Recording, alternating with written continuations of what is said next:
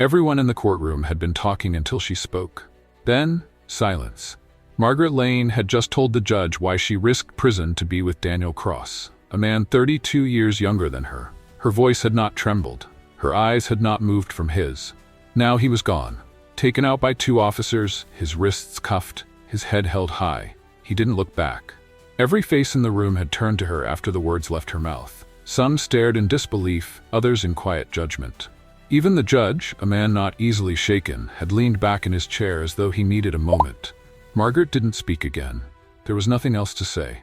What she'd done, and why, was already sealed into the day's record. Still, she could feel the question circling the room. Why him? Why risk everything? The answer was already behind her, in the months that led to this moment. And as the bailiff called for the next case, Margaret let her mind go back to the day it all began. It began in the most ordinary place, the town library. Margaret Lane had worked there for years, checking in books, answering questions, keeping things orderly. She liked the quiet, the predictability. One afternoon, Daniel Cross walked in. He was 25, tall, and carried himself with the casual confidence of someone who had not yet been worn down by life. He came to the counter and asked her where the biographies were. She showed him. That could have been the end of it. But the next week he was back. And the week after that. At first, their conversations were short. He'd ask for a book recommendation, and she'd give one. He'd make a quick comment about what he'd read, and she'd listen. But it was his way of looking at her, as if she wasn't just a librarian, as if her words mattered. That unsettled her. She learned he was new in town, working odd jobs while deciding what to do next.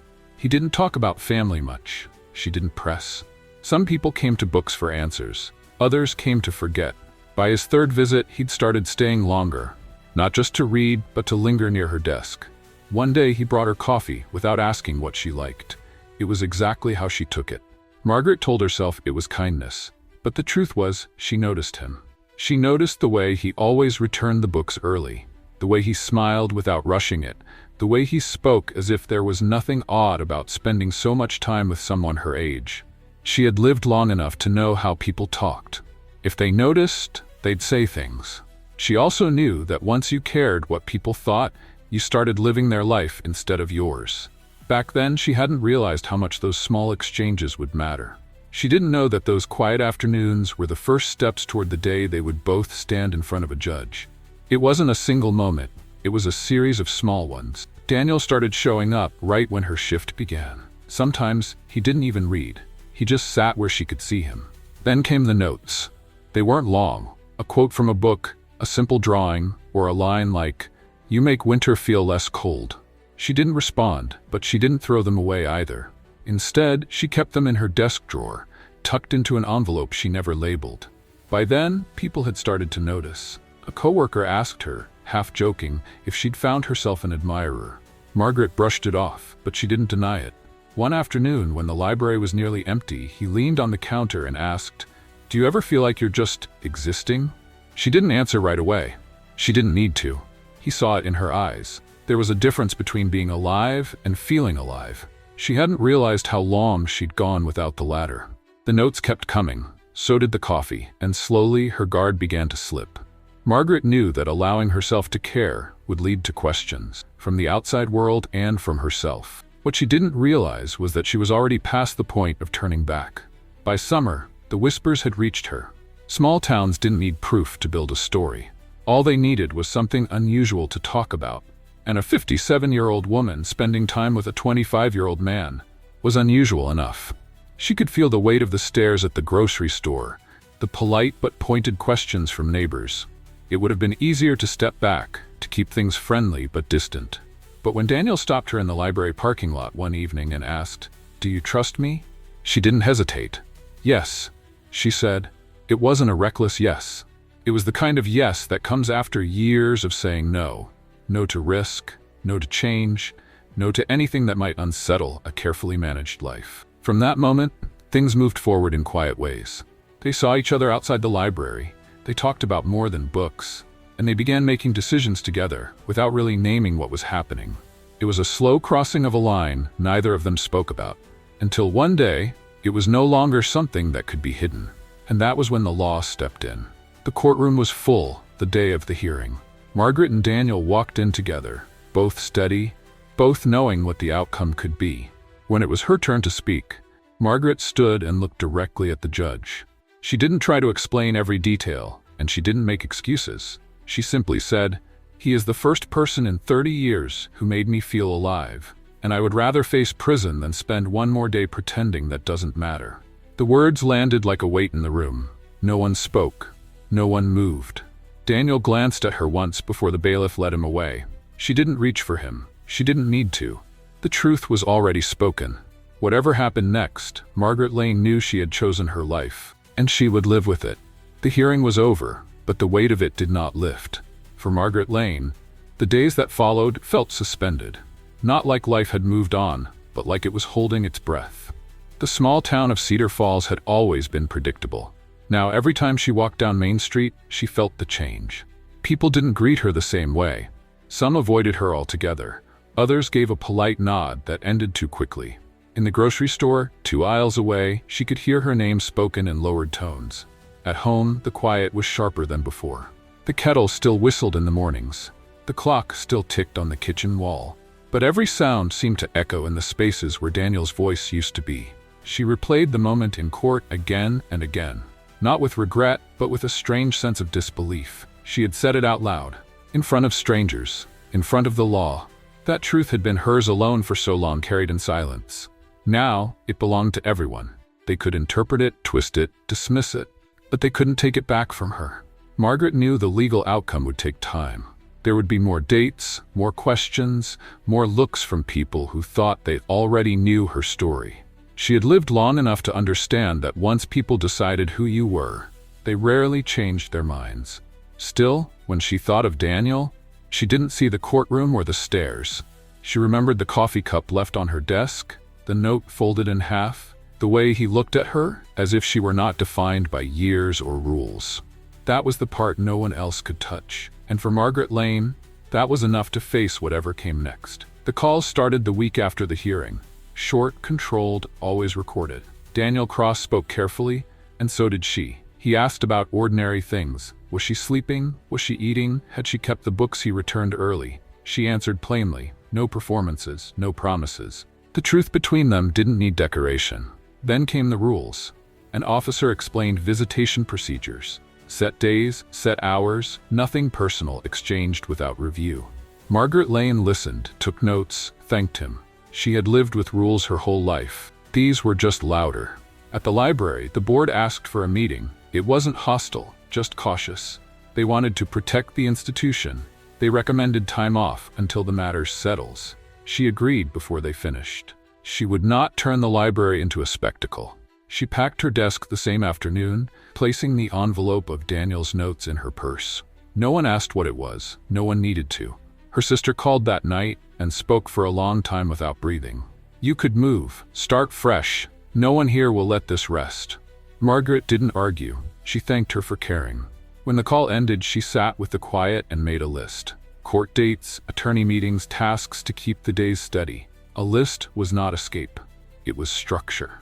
The lawyer suggested a statement to shape the narrative. Margaret declined. She would not audition for sympathy. She had already testified under oath. That was enough. On the first visitation day, she arrived early and waited without fidgeting.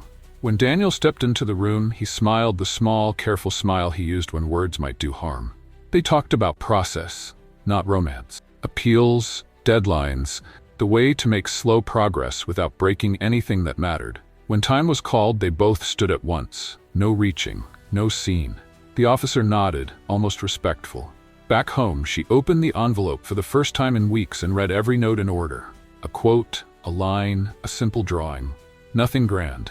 That was the point. He had never sold her a fantasy. He had paid attention.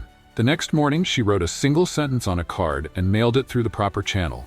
"I am not ashamed, and I am not leaving." It contained no plea and no apology. It was a line she drew for herself, not against others. People would keep talking. Boards would keep meeting. Rules would keep arriving. Margaret Lane accepted all of it. She could carry weight. What she would not carry was a lie about why she stayed. The weeks between hearings stretched longer than Margaret Lane expected. They weren't empty, just slow in the way that made each day feel heavier than the last. She woke early out of habit, made coffee, Read the paper. Some mornings she underlined articles just to keep her hands busy. There was work to do around the house, but even the repairs moved at a deliberate pace. She fixed the loose hinge on the back door one afternoon, then left the paint can untouched for days. Her focus wasn't on the house. It was on the calendar. Every date circled in red was a step closer to knowing what would happen to Daniel. Every day between those circles felt like a test of patience. She avoided certain places in town, not because she feared confrontation, but because she had no energy for rehearsed politeness. The grocery store was still a minefield of stares and hushed tones. The post office was easier. People there seemed more interested in getting their mail than in dissecting her life. Margaret did keep one habit. Once a week, she walked to the library. Not inside. That chapter was on hold, but around it. Past the windows where she used to see him reading. Past the bench where he once left a note when she'd been too busy to talk. Visitation days broke the monotony. They were brief, structured, but enough to remind her that he was still himself. Daniel Cross didn't speak of regret. He asked about the seasons changing, about the books she'd read, about her sister's health. He never asked if she was holding up. He already knew she was. In the evenings, she reread the court transcript, not for the legal points, but to see her words in print. He is the first person in 30 years who made me feel alive. Each time she read it, she felt the same thing she felt when she'd said it in court. No shame, no doubt. The waiting season was teaching her something. Life didn't always move forward in great strides. Sometimes it was lived in small, bagged, steady breaths, and she would take each one until the next door opened. It was late autumn when Margaret Lane realized the case was no longer just about the law. It had become a measure of endurance, hers, Daniel's, and the small circle of people who still stood beside them. Her attorney called one afternoon with news. A motion had been denied. It wasn't unexpected, but it confirmed what she already knew. There would be no quick resolution. The system preferred to move slowly, and slow movement tested conviction. Margaret's conviction hadn't weakened. If anything, the delays only made her position clearer. She had made her choice months ago in the library parking lot when she told Daniel she trusted him. Everything since then had been the cost of keeping that choice. She began to see the town differently. There were still the ones who avoided her, the neighbors who turned their carts in the grocery aisle, the people who crossed the street rather than pass her on the sidewalk. But there were also those who quietly nodded as she walked by. They didn't speak, but the look in their eyes said enough. "We see you holding your ground." Daniel's letters became more deliberate, fewer words, but each one chosen. In one, he wrote, "They can tell us where to stand, when to speak, and what to sign, but they can't decide who we are to each other." She read that line more than once before folding it into the envelope with the rest. On the next visitation day, he looked different, not defeated, but sharper. They talked about the hearing schedule, the possibility of appeals. There was no talk of if, only when the next step would come, when they'd be done counting days, when they could decide for themselves where to be seen together. That night, Margaret sat at her kitchen table and made another list. Not of tasks or deadlines, but of things she wanted to say the next time she was called to the stand. The truth didn't change, but she had learned to speak it with fewer words and greater weight. This was no longer about convincing the court. It was about proving, to herself and to Daniel, that they could outlast the waiting without losing the core of what they'd chosen. She didn't know the verdict yet, but she knew she would walk into that room with the same answer she had given before. And if silence followed again, she would welcome it. The courthouse was busier this time. Different cases filled the docket, but Margaret Lane knew why most of the faces in the gallery had shown up early. They were here for her and Daniel Cross. Some wanted answers. Some wanted to see her fall. She walked in without scanning the room. Her attorney had advised her to look straight ahead, but she didn't need reminding. Her focus was on the table where she would sit, and on the door Daniel would walk through a few minutes later. When he appeared, escorted by 2 deputies, he gave her a brief nod. Not a smile, not a signal, just a quiet acknowledgement that they were still on the same ground. The judge reviewed the prior testimony. Margaret listened without reaction, as her own words were read aloud from the first hearing. "He is the first person in 30 years who made me feel alive." She felt the same weight hearing it now as she had speaking it then. Some truths don't fade with repetition. The prosecution spoke first, painting their connection as reckless, even manipulative. Margaret kept her eyes on her folded hands. There was nothing to gain in meeting their gaze. When it was her turn, her attorney asked only a few questions. Margaret answered plainly, avoiding long explanations. Every sentence was measured. No appeal to emotion, no attempt to soften the reality. At one point, the prosecutor asked if she understood the risk she had taken. Margaret looked up, steady. Yes, and I accept it, because the alternative was to live a life that no longer felt like mine. The room shifted at that. It wasn't applause or outrage, just the faint, collective recognition that some answers close a door on further debate. When the hearing adjourned, Daniel was led out without pause. Margaret stood only when the judge left the bench. She walked out through the main doors, past the cluster of onlookers who whispered as she passed. Outside, the air was cooler than she expected. She took one long breath, let it out slowly, and stepped into the street without looking back. The case wasn't over, but the distance between who she had been and who she was now had never been more clear. The case went quiet after the second hearing. No headlines, no official updates, just the slow, steady grind of a legal process that had no urgency for the people living inside it. For Margaret Lane, the silence was both a relief and a test. It meant fewer public stares, fewer questions from reporters outside the courthouse. But it also meant more waiting, and waiting had its own weight. She filled her days with tasks that kept her from counting the hours. Organizing drawers, rearranging shelves, reading without rushing. The kind of work that could be abandoned and returned to without notice. Every other Tuesday was still visitation day. Daniel Cross seemed unchanged in some ways. Same measured tone, same careful posture.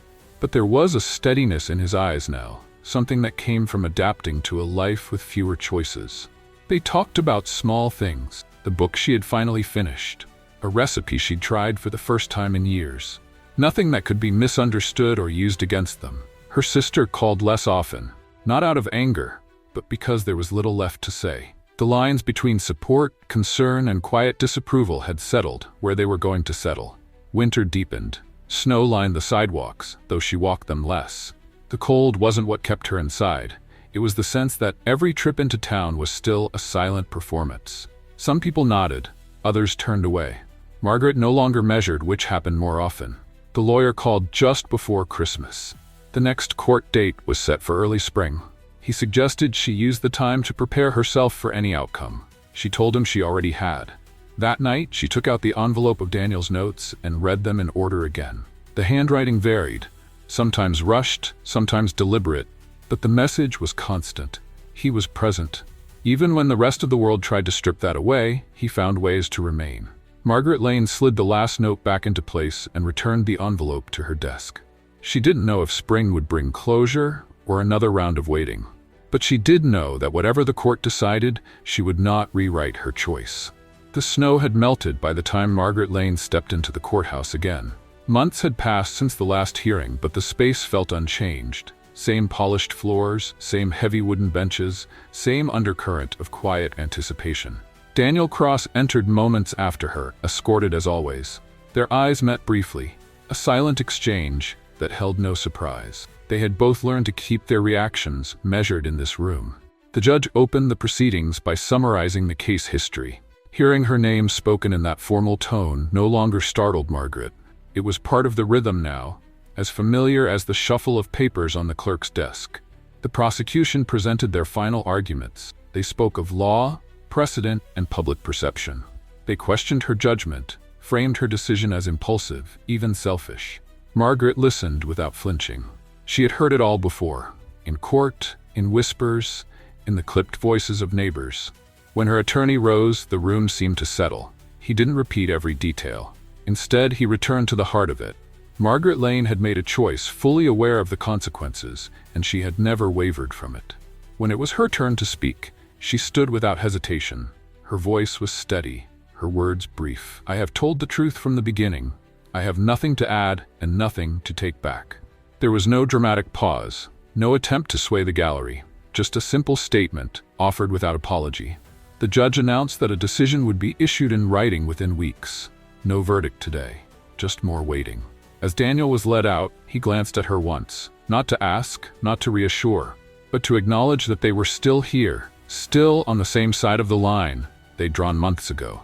Margaret left through the side exit to avoid the small crowd gathered out front. She walked to her car, unlocked the door, and sat for a moment before starting the engine. She had been prepared for an ending today. Instead, she was given more time to stand firm. She knew she could. Sometimes, the hardest choice isn't between right and wrong. It's between what the world accepts and what you can live with in your own heart. Margaret Lane knew the cost of her decision long before she stepped into that courtroom. And still, she walked in, spoke her truth, and stood by it when the silence that followed felt heavier than any sentence. Maybe that's the quiet kind of courage we rarely notice, the kind that doesn't shout, doesn't ask for applause, but changes a life forever. If this story touched your heart, we'd love to hear from you. Share in the comments. What moment in Margaret Lane's journey moved you the most? And if you were listening closely, you might notice how often Margaret Lane's name came up. Drop your answer in the comments.